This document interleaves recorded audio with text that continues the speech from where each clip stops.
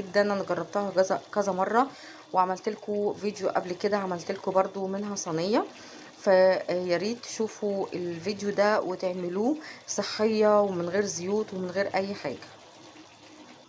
انا معايا هنا التوابل: بابريكا، توم باودر، بصل باودر، بهارات، طبعا المرقه اللي هي الفوريه، ومعايا واحده مرقه خضروات، معايا الكزبره والفلفل الاسود والكمون، ومعايا الورق لوري مطحون وحبهان مطحون. هنحطها دلوقتي على البصل والبطاطس والبتنجان.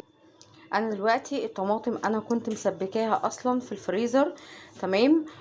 طلعتها من الفريزر وفكت شويه، وقمت حطاها على البتنجان والبطاطس. طبعا انا مش هحط ملح دلوقتي غير لما هي تبتدي ان هي تستوي خالص. طبعا هقفل